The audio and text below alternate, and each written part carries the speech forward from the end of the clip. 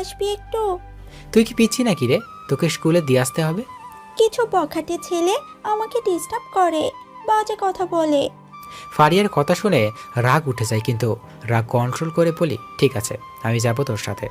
পরে খাবার খেয়ে ফারিয়ার সাথে যাই, আর ওরা আমার সামনেই খারাপ মন্তব্য করতে থাকে।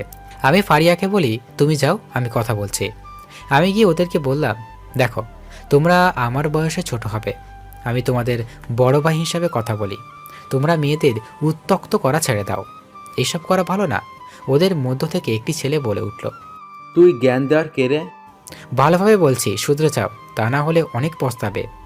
এটা বলার সাথে সাথে একটা ছেলে এসে আমার শার্টের কলার ধরে বলল, তুই পস্তাবি রে। তুই আমাদেরকে চিনিস? আমার এলাকার সবচেয়ে বড় গ্যাংয়ের সদস্য। আমাদের বসের নাম শুনলে অনেকের প্যান্টে হিসু করে দেয়। তোদের বসের নাম কি রে? একটি ছেলে বলল, আমাদের বসের নাম সোহেল, এলাকার সবার বড় ভাই। তুই পাঙ্গা নিস না আমাদের সাথে। এর মাঝেই একটা ছেলে বলে উঠল,